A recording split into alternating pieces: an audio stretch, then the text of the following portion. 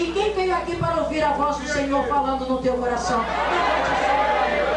E adore a Ele, que maravilha. Irmãos, da mesma forma que esse homem já tinha essa enfermidade, já tinha essa deficiência, desde quando veio do ventre da sua mãe, vamos dizer, é claro, eu não nasci, poxa, fisicamente falando, mas o nosso testemunho começa desde quando os meus pais, eles ainda namoravam. E na época que os meus pais namoravam, ali a família dos meus avós tinha uma intimidade muito grande com uma família que morava ao lado da casa deles, na Vila da Penha. Então, queridos, aquela família que morava ao lado da casa dos meus avós, era uma família que naquela casa tinha uma mãe de santo. E meu pai ali tendo sido criado, envolvido com aquelas pessoas daquela família, aquele relacionamento de vizinha, pessoas muito próximas, que certamente na hora das suas necessidades recorriam logo ao vizinho que estava ao lado. O que aconteceu? Meu pai foi crescendo, foi se habituando dentro do centro daquela mãe de santo. Então meu pai, um pouco mais adulto, conheceu a minha mãe, e então eles ali começaram a namorar. Meu pai falou: olha, eu participo de um centro, eu faço parte de um centro, e eu quero que você comece a visitar esse centro junto comigo. Então minha mãe, ainda namorando meu pai, ficou noiva do meu pai, começou a frequentar aquele centro. E dentro daquele centro, o que aconteceu ali, desde antes mesmo de eu nascer, ali o relacionamento dos meus pais já tinha sido entregue na mão de Satanás dentro daquele centro de Umbanda. Então os meus pais ficaram noivos e se casaram. E a minha mãe e meu pai saíram do cartório, fizeram o casamento do civil no cartório e saíram do cartório diretamente para dentro do centro, para que ali pudesse fazer a cerimônia de casamento. E ainda eu me lembro, posso me lembrar de algumas fotos do casamento da minha mãe, eles entrando e aquelas pessoas todas vestidas de branco, com aquelas guias no pescoço e com palmas estendidas para que o casal pudesse passar por ali por baixo. E lá no fundo tinha, então, ali na fotografia, a imagem daquela mãe de santo com aquele gongá enorme, muitas imagens. Aquele altar era muito grande. Ali meus pais se casaram e continuaram o seu relacionamento ali dentro daquele centro, casando e frequentando ali, convivendo e frequentando com aquelas pessoas. Enfim, a minha mãe começou a dar prosseguimento na sua vida espiritual ali dentro.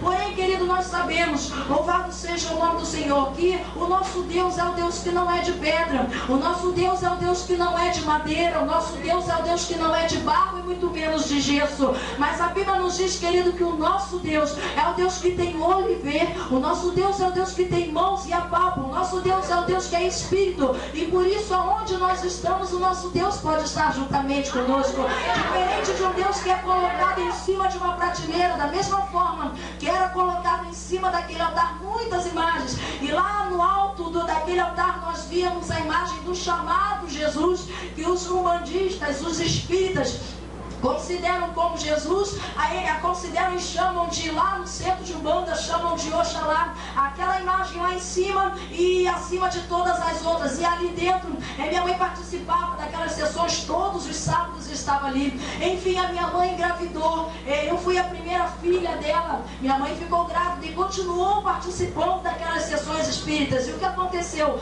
Quando nós nascemos, quando eu nasci, eu já nasci dentro de uma casa em que se aprendeu que os rituais umbandistas eram os rituais certos. A criança, quando nasce dentro de um lar espírita, ela já nasce aprendendo todo aquele ritual, já nasce aprendendo a adorar a imagem, já nasce aprendendo a acender velas, já nasce aprendendo sobre anjo de guarda, ela já nasce aprendendo sobre guias, que você tem que colocar um patuazinho no pescoço, que você tem que dar banho de ouro na criança quando nasce, que você tem que apresentar primeiramente no centro e depois você leva na igreja católica para poder fazer o batismo na criança. Tudo que é feito na vida daqueles que participam do espiritismo, tudo é feito lá dentro, logo depois é feito aqui na parte de fora. Então, enfim, fomos criados ali dentro daquele centro participando. E uma coisa interessante, que ali existiam algumas sessões naquele centro que quando eu comecei a ficar com 6, 7, 8 anos de idade, existiam algumas sessões que eu não podia participar, que era chamada a sessão negra, né? Que era chamada a sessão do povo da rua, era chamada a sessão ali que as crianças não entravam, porque a minha mãe chegava para mim e dizia que naquele dia que eu não podia ir, era o dia da moça da cara de deboche, que era o cão do inferno chamado Pombagira. Então tinha aquela sessão ali dentro, e quando tinha alguns outros tipos de sessões, na antessala daquele centro, existia um espaço reservado, enquanto os nossos pais, os pais das crianças, ficavam lá dentro participando das sessões, as crianças ficavam aqui fora. E como nós aprendíamos aquilo que nós víamos, da mesma forma que os nossos filhos hoje, eles vêm para a escola dominical, porque eles veem os pais vindo para a escola dominical, da mesma forma que os filhos leem a Bíblia, porque vêm os pais lendo a Bíblia, da mesma forma que os filhos oram, porque vêm os pais orando, a mesma coisa acontecia no Espiritismo. Em que sentido? Quando nós víamos os nossos pais lá dentro participando da sessão, nós, as crianças, fazíamos uma sessãozinha aqui do lado de fora. Então naquela sessão, cada criança tinha uma função. O menino batia o tambor, a menina tocava o sino. Então era a representação, era a cópia daquilo que nós estávamos vendo. Querido, preste bem atenção. Quando uma criança olha o seu pai que não ora, quando uma criança ela olha a sua mãe que não vem para a doutrina, não vem para a igreja, olha para sua mãe tendo procedimentos que muitas vezes não agradam a Deus, não adianta depois você querer cobrar do seu filho, porque o exemplo começa nas nossas próprias vidas. E nós hoje, querido, nós temos que a Bíblia nos diz, livro de Provérbios, capítulo 22, versículo 6, ensina o menino no caminho em que deve andar, e quando ele crescer, não se desviará dele. Nós sabemos que esse caminho é óbvio, é o caminho do Senhor. Afinal de contas, que caminho é esse que a criança deveria andar? Certa feita Jesus disse: eu sou o caminho, eu sou a verdade e eu sou a vida. Então ali nós fomos crescendo e praticando tudo aquilo que a mãe de santo dizia que era certo, que os nossos pais mesmo nos ensinavam. Porém os anos se passaram, querido, os anos se passaram, e então começamos a acompanhar os nossos pais. E era interessante que muitas vezes dentro do Espiritismo existem alguns tipos de cerimônias que o espírita, vamos dizer, o macumbeiro, ele não falta nem por nada. Muitas vezes é convocado uma reunião de oração na igreja, é convocado um culto de doutrina, é convocado, aleluia, uma reunião, é convocado uma vigília, e muitas pessoas acham que pode fazer aquilo que bem entende, porque eles têm uma coisa chamada liberdade. Mas quando nós estamos na macumba, nós estamos debaixo do jugo do diabo, e quando a pessoa tenta sair dali, o diabo vira e fala: olha, se sair eu vou quebrar tua perna, se sair eu vou quebrar teu braço, se sair eu te mato, se sair eu faço isso, faço aquilo. Mas nós temos a liberdade de Cristo, porque a Bíblia nos diz: e conhecereis a verdade, e a verdade vos libertará. E quem aqui é liberto, levanta a tua mão e agora. Todo final de ano, quando ia chegar nessa época assim, todo dia 31 de dezembro, tinha que ir lá no tal do centro para bater a cabeça. E aí o Espírito Santo lá, que não fosse lá no centro para bater a cabeça. Todo final de ano tinha que ir lá. Isso além das obrigações que tinham que ser feitas. Todo final de ano não podia faltar. Tinha que se tirar um dia para ir na cachoeira, para fazer as oferendas, fazer ali os despachos, as renovações de votos que muitas vezes são feitos. Tinha que se ir na praia. Chegava na praia, fazia ali uma estrela de 5 pontas da própria areia da praia. Os homens chegavam e começavam a juntar aquela areia. Então o formato daquela areia que se fazia era a estrela de 5 pontas. Eu não sei se você sabe, mas a estrela de 5 pontas é um dos símbolos do satanismo, significa o pentagrama. Mas como assim, mano? O que tem a ver estrela de 5 pontas com o satanismo? Se você pegar uma estrela de 5 pontas e virá-la de cabeça para baixo, de acordo com o satanismo, as duas pontas de cima são os 2 chifres do cabrito, né? Do carneiro lá que eles chamam. As 2 pontas do lado são as 2 orelhas, e as 2 pontas de baixo fazem parte daquela barbicha que aquele bode tem. Então fazia-se ali na beira da praia aquela estrela de 5 pontas, eram colocadas muitas velas, muitas palmas, muitas oferendas ali, e ali era feita aquela sessão em volta. Existiam rudimentos ali dentro que não podiam deixar de ser feitos, e os anos continuaram se passando, eu ali acompanhando a minha mãe, acompanhando meu pai era ogã, o meu pai batia atabaque dentro do centro de Umbanda, e eu fico observando. Enquanto eu estava aqui, eu estava meditando nisto. Quantas vezes, amado, nós vemos os espíritas, eles chegam no centro de Umbanda e batem. Meu pai chegava, a sessão começava às 7 horas da noite, muitas vezes entrava pela madrugada dentro, e o meu pai, ele batia tabaco até a mão dele sangrar. Enquanto a mão dele não parava de sangrar, meu pai não se satisfazia. satisfazia, porque ele tinha prazer em servir o diabo. Da mesma forma, nós fomos educados daquela maneira. Dentro da casa da minha mãe tinha um gongá, tinha um altar, e ali ela tinha as imagens dela, e tinha um quarto onde tinha somente as roupas dela, aquelas coisas todas. E a minha mãe nos ensinou a cuidar daquilo desde muito nova, então tínhamos prazer de cuidar daquilo. Quando nós passamos isso para a casa do Senhor, nós vemos que muitas vezes as pessoas parecem que vêm para a igreja arrastado, parece que vem servir ao Senhor por obrigação, parece que está fazendo favor para o pastor, favor para a pastora. Mas eu quero te dizer uma coisa, que do Senhor procura aqueles que o adoram em espírito e em verdade. Deus não quer ninguém servir a Ele por obrigação, não. Deus não quer ninguém aqui para bater palco. Deus quer que você venha por devoção e porque você ama e adora o nome do Senhor. Quantos vieram aqui para fazer adoração ao nome daquele que vive? Levanta a tua mão para eita maravilha. Querido, preste bem atenção. Então ali existia aquela obrigação, só que começaram a acontecer alguns problemas na vida dos meus pais.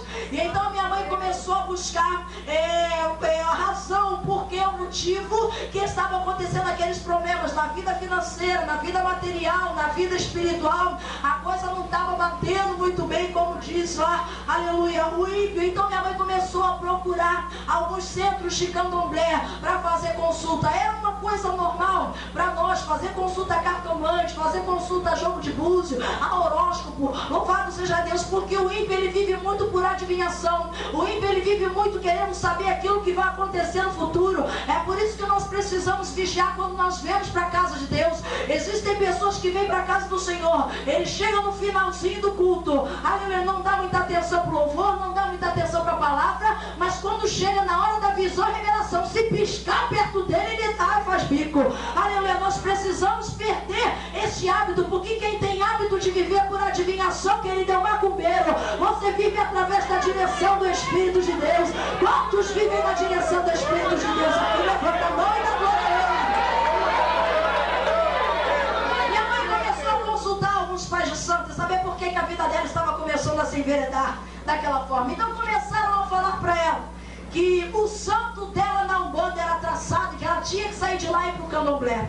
E o que aconteceu? Minha mãe já tinha passado mais de 10 anos naquele centro. E então começou a procurar alguns lugares para fazer a tal da obrigação. Chegamos num centro em Duque de Caxias. Chegou lá, o pai de santo jogou o búzio e falou: olha, você tem que raspar e tem que catular, tem que fazer isso e aquilo. E na época, os meus pais tinham uma oficina mecânica que dava recurso, dava dinheiro, estavam assim relativamente estabilizados. Então minha mãe chegou ali e pegou aquela folha, ou melhor, aquelas folhas, porque o nosso Deus, quando ele dá de graça, mas o diabo, quando ele pede muito. Aleluia. Minha mãe pegou aquela lista, e quando eu me lembro que eu passei os olhos naquela lista, eu vi que alguns animais precisavam ser comprados para ser sacrificados. Entre esses animais estava envolvido cabrito, frango e galinha da Angola, aquela porcariada toda, que eles chegam e sacrificam lá dentro. Só para você ter uma ideia. Louvado seja Deus. Pastor, eu estou incomodada aqui para falar algo da parte de Deus. Muitas vezes, querido, para você fazer a campanha do quilo na igreja é um sacrifício.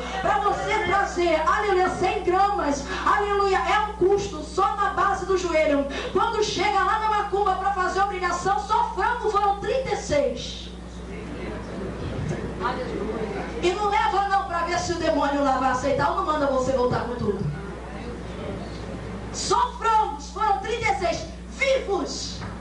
E desse frango só se aproveitava as pontas e as vísceras. O restante ia para a cozinha do centro, claro. Que pai de santo é pai de santo, mas não é bobo, né? Aleluia. Então, querido, foi feita ali a obrigação da minha mãe. E a minha mãe passou quase um mês dentro de um lugar chamado Roncó. De repente você está pensando, mas por que ela está falando tanto da mãe dela? Você vai observar, a minha vida espiritual começou junto e baseado na vida espiritual da minha mãe. Tanto é que na época que nós estávamos no centro de Umbanda, ali, o que aconteceu? Quando a mãe de santo e a mãe pequena daquele lugar começaram a observar que nós estávamos ficando um pouco maiores, então ali nós começamos, eu, mais duas meninas mais ou menos da minha idade, começamos a colocar roupa dentro do centro. E ali começou-se a observar uma coisa interessante. As duas meninas começaram a desenvolver, ou seja, as duas meninas começaram a incorporar, mas ninguém entendia por que na Lúcia ninguém não incorporava nada, ninguém batia, por que o tambor batia, a gira começava, a gira terminava e a Lúcia ficava de olho aberto. Então o que foi que aconteceu? A mãe de santo chegou lá e falou assim: quer saber de uma coisa? Você não desenvolve, então é sinal de que você é cambona. Pegou um tal de um sino, botou na minha mão e falou assim: você vai ser cambona para cuidar das coisas. Cambono, para quem não sabe, é aquele que quando, aleluia, rei é o tal do demônio lá, você chega e serve, você leva o charuto, você leva a cachaça, você leva o fumo lá, não sei das quantas, o que ele pede, você tem que estar pro lado, como se fosse uma espécie de zelador daqueles demônios. Ficam ali a sessão, todos eles dando consulta, e você é aquele assessor que está ali para ajudar, para servir. E chegou lá a mãe de santo e falou: não, você é cambona e tal. Então quando a minha mãe foi pro candomblé, ela já levou essa informação pro pai de santo, falou: olha, eu viro do santo, mas a minha filha, ela não incorpora nada. E até aí tudo bem, eu não tinha participado de nada ainda dentro lá do centro que a minha mãe tinha se mudado. Então, queridos, a minha mãe ficou dentro de um lugar chamado Roncó. Quem já ouviu falar em Roncó aqui? Levante a sua mão. Jesus, maravilha. O Roncó era um lugar, um quarto fechado, sem janelas. A porta começava uns 10 centímetros do chão. E ali dentro ficava uma esteira, porque a Iaô que ficava recolhida, no caso a minha mãe, não podia sentar em cadeira, não podia sentar em banco, só podia ficar sentada naquela esteira. E ali tinha os que chamam, chamados de assentamento, tinha as obrigações, e tinham ali algumas roupas ali dentro, algumas coisas concernentes à vida daquela pessoa que estava recolhida naquele Roncó. E é engraçado e interessante que nós vemos que aquele espírito que incorporava na minha mãe como criança, como espírito de criança lá na Umbanda, agora aquele espírito passava a incorporar na vida da minha mãe dentro do candomblé. Porém, aquele mesmo espírito que lá é chamado de Cosme Damião, só come doce, só bebe guaraná, dentro do Roncó do candomblé, aquele espírito comia 24 horas por dia. A quantidade de pratos de comida que você desse na mão daquele demônio, aquele demônio chegava e botava para dentro. O que você mandava, aquele demônio obedecia. Se você trouxesse, ele ia. Se você puxava, ele ia. Enfim, ele era ali, vamos dizer, a minha mãe ficava aproximadamente 6 dias e meio na semana incorporado com aquele demônio, comendo o tempo todo. Durante o período das obrigações, e virava um demônio, saía um, entrava outro. E era interessante, porque quando a minha mãe podia entrar em contato com o meu pai, era somente através de bilhetes ou então por baixo da porta. Tocar no meu pai, nem pensar. Aí a outra, quando ela entra no Roncó, ela recebe algo no seu pescoço chamado quelê. É uma espécie de guia bem curta que fica bem próximo do pescoço. E ela recebe um regulamento. Fala: olha, você não pode tocar no seu esposo, você não pode levantar a sua cabeça, você não pode sentar em cadeira, você não pode falar palavrão, uma série de coisas, uma série de regras que são colocadas ali. E se por acaso a pessoa ultrapassasse, transgredisse alguma daquelas regras, aquele que ele arrebentava. Era uma forma de denunciar que a Iaô, ela transgrediu aquela lei que acontecia ali dentro. Então, querida, minha mãe ficou ali, aquele demônio comendo o tempo todo. Então chegou o tal do dia da saída de Iaô da minha mãe. Naquela época, naquele dia, eu já estava com a minha roupa pronta, eu estava bem nova, tinha aproximadamente, não sei, uns 14 anos de idade, por aí, 15. Então, ali teve a saída da minha mãe. Na saída da minha mãe tinha ensaios, tinha sacrifícios, matança, tudo muito antes, tudo muito preparado, tudo muito bem ensaiado, que era para no dia da saída não ter nenhum problema. Estava o barracão todo organizado, a cozinha, claro, muito bem abastecida, os convidados, o centro lotado. Então ali naquele dia da saída da minha mãe, teve a saída, mas quando a minha mãe saiu de dentro do Roncó de candomblé, ela estava totalmente transformada. A pessoa quando sai no Roncó de candomblé, numa saída chamada saída de Iaô, a minha mãe estava aproximadamente uns 50 ou 60 quilos mais gorda do que o normal. A sua cabeça estava raspada. Interessante, ela também tinha algumas coisas, alguns cortes, chamado cura, que é feito no dia de sexta-feira da Paixão. Quando eu falo de sexta-feira da Paixão, eu me lembro, querida, de certa feita eu estava voltando de uma vigília há um tempo atrás, alguns dias atrás. Então o que aconteceu? Eu estava observando algumas pessoas todas de branco, indo para os seus centros no dia da sexta-feira da paixão, chamada da paixão. Então eu estava me lembrando de como Jesus é bom e me libertou dali. Sabe o que acontece na sexta-feira da paixão dentro do centro de Candomblé? Aqueles que, vamos dizer, são chamados que viram no santo, aqueles que incorporam, na hora de fazer o fechamento de corpo, aquela pessoa, o demônio incorpora nela. Mas aqueles que não viram no santo, que é chamado lá dentro, eu achei interessante, engraçado. Eu acho engraçado hoje, porque na hora só o sangue do cordeiro. Eu entrei no roncó, sentei numa cadeira, o pai de santo virou para mim e falou assim: toma esse pano. Eu falei: para que esse pano? Ele falou assim: para você morder. Falei: para eu morder? Ele bota o pano no dente e morde. Na hora que eu peguei o pano, botei no dente e mordi, ele veio com a navalha. Eles chegam lá dentro da sexta-feira da paixão e começam a fazer alguns cortes no corpo, que é o fechamento, chamada cura. Faz alguns cortes nos ombros, no peito e nas costas. Depois que a pessoa sai dali, ela vai tomar o tal do banho de amor. O famoso banho de amor. Quando a pessoa sai do roncó, vai direto para o banheiro tomar banho de amor, afinal de contas, de repente você está pensando: o que é o tal do banho de amor que todo mundo fala? Querido, no banheiro do centro de Candomblé existe um vaso de barro, mais ou menos desse tamanho, e que ali dentro são colocados sumos de ervas que são prensadas. Ali dentro é colocado canjica, alguns tipos de cereais, e ali dentro daquele lugar também são mortos animais, e o sangue e as vísceras dos animais são colocados ali dentro. E nós sabemos que no meio dessa sujeirada toda, que nem na lixeira da sua casa, sempre posa uma mosquinha, não é verdade? E quando a mosca posa, o que acontece? Começam a dar larvas naquele vaso. E a pessoa sai de dentro do roncó e ela tem que tomar um banho de amor. Chega lá, a pessoa chega, pega a caneca. Você está pensando que o macumbeiro não gosta? Você está pensando que ele não se sente bem? Você está pensando que ele fica triste, aterrorizado?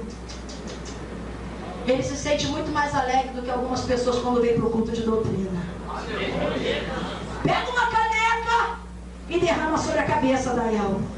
Derrama sobre a cabeça da pessoa, é claro, né? As larvas param pelo meio do caminho, depois você vai tirando uma por uma, aleluia, e sai de lá com a cara mais feliz da face da terra, aleluia. Mas nós sabemos, querido, aleluia, que aquele que está escravizado pelo diabo, ele é assim mesmo, ele vai apanhando, ele vai passando por situações, muitas vezes Deus permite que ele vá passando ali por algumas cenas que o Senhor permite para que eu e você nunca mais esqueçamos da onde Deus nos tirou. Então, passada aquela sexta-feira da paixão, passou aquela saída da minha mãe, ali eu nem esperava, eu com pouca, estava pré-adolescente, fui suspensa como EQED, que é o equivalente a cambona na Umbanda. Quando eu fui suspensa EQED, eu recebi ali uma grande responsabilidade, porque eu passaria a conhecer segredos que nem a minha mãe poderia saber. Eu passaria a saber de algumas palavras, de algumas cantigas, de alguns procedimentos que nem a minha mãe saberia. Então ali fomos suspensa EQED com mais umas 2 ou 3 pessoas,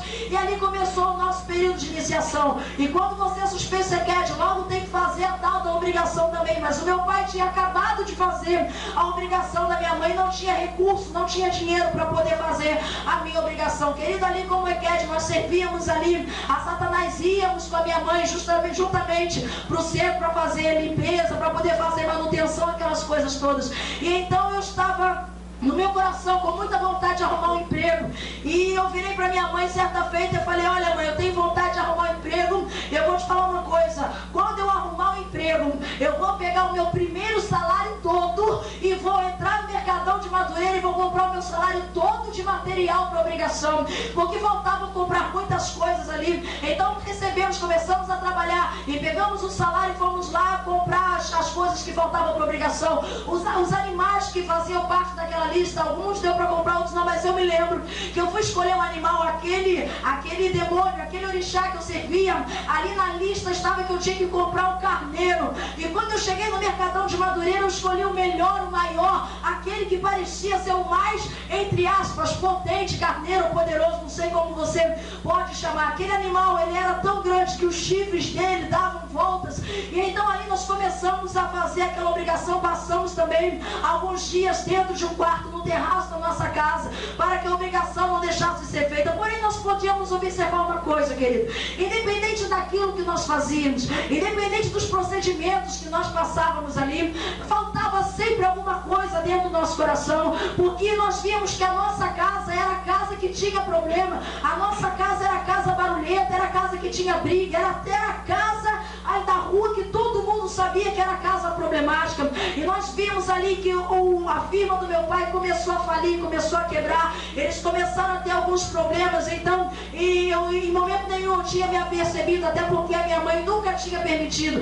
Nós tínhamos uma família que morava de frente para nossa casa, e aquela família até hoje, graças a Deus, é uma família de cristãos. E eu tenho certeza que nós estávamos incluídos na oração daquela família, porque quando eles começavam a orar na casa deles e começava a clamar alto e começava a estender as mãos para o lado da vizinhança, o meu pai chegava no terraço e falava: Lúcia, chama o bombeiro que os crentes já começaram a gritar para queimar. Aleluia. Muitas vezes a pessoa acha que todas os cariocas ou os do Rio de Janeiro, não sei, todos eles já foram evangelizados, mas pelo menos, querido, até os 15 anos de idade eu nunca tinha sido evangelizada, porque cada vez que o crente chegava perto da minha mãe para evangelizar, eu me lembro certa feita uma cena, vamos dizer, cômica, se não fosse trágica. Um irmão veio com um folhetim para poder evangelizar, dizer para minha mãe que Jesus amava ela. Para quê, irmão? A minha mãe puxou a bengala de preto velho de Deus, ela falou: crente, eu vou te dar uma surra, tu sobe na minha frente, se arrebento com você. O crente, coitado, saiu correndo.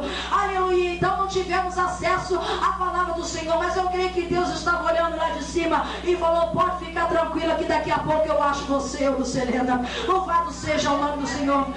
Querida, preste bem atenção. Se Deus tem um propósito na vida de uma pessoa, se Deus tem uma obra na vida de alguém que está ligado a você, se Deus tem uma obra na vida de alguém da sua família, ou se Deus tem uma obra na tua vida, não adianta você querer correr. Quando Ele tem, aleluia, uma obra maravilhosa a realizar, você pode rodar, você pode andar, você pode ir para o pagode, vai para a escola de samba, vai para o centro de macumba, pode fazer o que você quiser, que Jeová está te achando. Eu tenho certeza que o dia de Jeová te achar hoje.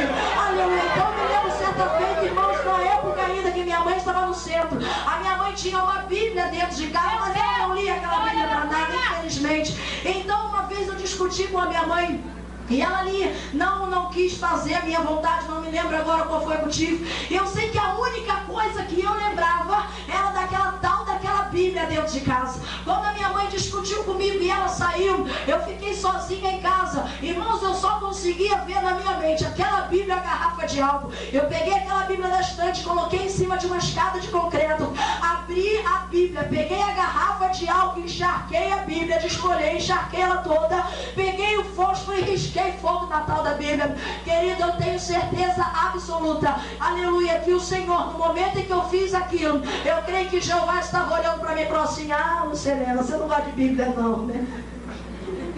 Você não é muito chegada à Bíblia não, me espera, você vai ver o que eu tenho para fazer na tua vida. Os anos foram passando, e então eu fui observando que a vida dos meus pais foi afundando. Eu tinha a minha obrigação, cuidava daquilo com muito zelo, cuidava daquilo com muito carinho, mas conforme a situação, o diabo entrou na nossa família de uma forma terrível. O casamento da minha mãe quase foi destruído. O meu pai, bem dizer, perdeu a empresa que eles tinham. A vida sentimental, a vida física da minha mãe já tinha ido por água abaixo, porque a minha mãe, trabalhando, descobriu que tinha uma hérnia de disco, não conseguia mais trabalhar, não conseguia mais ficar sentada, começou a ter graves dores na coluna, dores na nuca, precisou fazer uma cirurgia. Então a coisa começou a despecar de uma maneira que nós que estávamos na ignorância não conseguíamos ver, aleluia, que era Satanás, o próprio Satanás agindo ali na vida daquela família. Então, querido, eu comecei a observar, é como que eu fizesse um panorama da vida da minha família. E certa feita eu virei para o meu pai e falei assim: olha pai, eu não quero mais continuar nessa vida, sabe o que eu vou fazer? Eu vou pegar essas obrigações e vou jogar tudo fora. O meu pai virou para mim e falou assim: você tem certeza do que você está falando?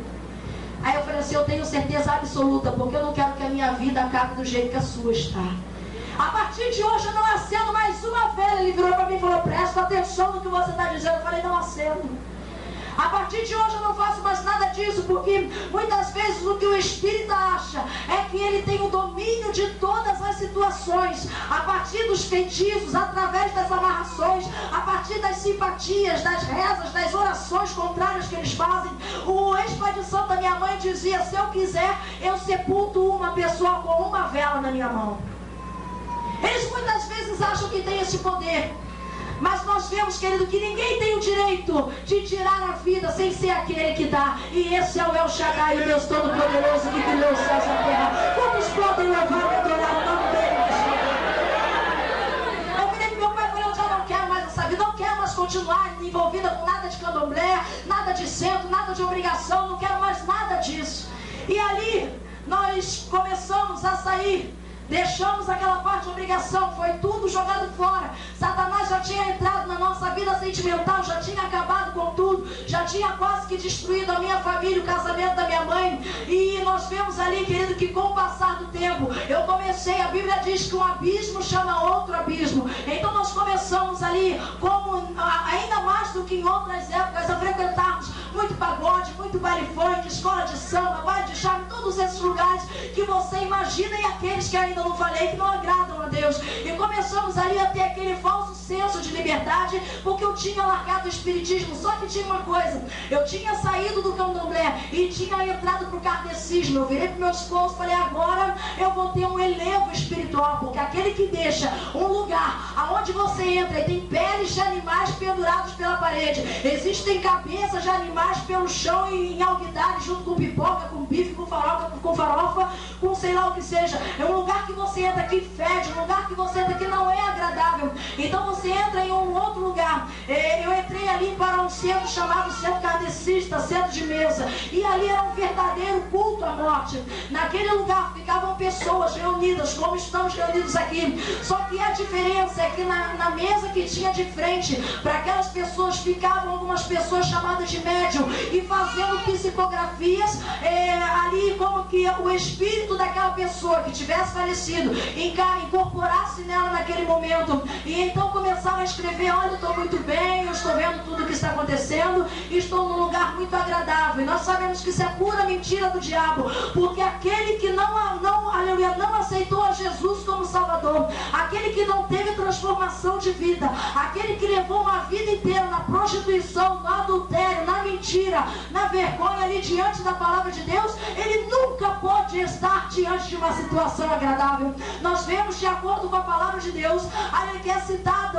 aqui uma passagem acerca do rico, ali, e do Lázaro. No meio tinha um grande abismo.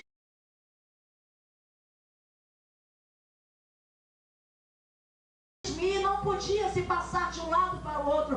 Querido, ali as pessoas choravam e aguardavam o final daquela sessão para que pudesse ser apresentada a psicografia. E as pessoas aguardavam quem era o defunto, quem era o morto que tinha falado alguma coisa naquele dia. Então, nessa época, eu já tinha conhecido meu esposo. E eu virei para ele e falei assim: nós estávamos namorando já. Eu virei para ele e falei assim: meu filho, vamos lá no centro comigo. Só que o meu esposo, ele já tinha ido algumas vezes em alguns cultos em igreja evangélica. Ele virou para mim e falou assim: ah, não, se eu não vou lá, não gosto desse negócio de centro kardecista, eu não concordo com isso, lá não tem nada de Deus, por que você não vai na igreja evangélica comigo? Eu falei: você tá maluco em igreja evangélica, vamos no centro kardecista. E ficou aquela coisa: vamos, não vamos? Então ele disse: ó, vamos fazer uma coisa, eu vou no centro kardecista com você e depois você vai na igreja evangélica comigo. Eu falei: tudo bem, então vamos lá. Ele foi, saiu de lá, aleluia, falando demais, não tinha gostado daquele lugar, porque nós sabemos, querido, que depois que a palavra de Deus ela bate na veia do homem, ele já começa a ter discernimento daquilo que é certo, daquilo que é errado, daquilo que agrada a Deus e daquilo que não agrada. Então, passado um tempo, então ele falou: olha, agora eu fui no centro kardecista com você, vamos na igreja evangélica comigo. Eu falei: pronto, vai esse homem querer me fazer virar crente. Fomos em uma igreja próximo da onde nós morávamos. E ali naquela igreja, eu me lembro que no dia daquele culto foi encenada uma peça sobre a ressurreição de Lázaro. Ao lado do púlpito tinha uma porta, e ali naquela porta saía um homem todo envolto em faixas, e daqui de cima do púlpito um outro representando a Jesus, e estava Lázaro, sai para fora, e a igreja toda começava a glorificar aquela maravilha. Eu virei para ele e falei assim: esse pessoal grita muito, fala muito alto, esses crentes são muito escandalosos, eu não gosto desse negócio de igreja não. Só que eu saí dali sentindo bem, saí dali sentindo uma paz que eu nunca tinha sentido antes. Ele virou para mim e falou: olha, vamos voltar lá algumas vezes. Falei: olha, lá nós vamos na igreja que nós tínhamos ido, era uma igreja de Nova Vida. Eu falei: naquela igreja lá eu até volto, mas tem uma coisa, Assembleia de Deus, nem pensar. Oh, Jesus, dobrador de língua. Eu falei: você nunca vai viver de saião de coque, você tá doido. Glória a Deus, aleluia. O tempo se passou. Fomos ali ainda algumas vezes. E surgiu a oportunidade. Eu estava com aproximadamente 20 anos de idade. O meu esposo saiu do serviço onde ele trabalhava e ele falou: Lúcia, olha, eu vou fazer uma coisa, vou pegar esse dinheiro da indenização e vamos sair do aluguel e vou comprar um terreno para a gente poder construir uma casa. E eu com 20 anos de idade só pensava em satisfazer as minhas próprias vontades, comprar as coisinhas para dentro da minha casa. Falei: fazer obra, comprar terreno, fazer casa.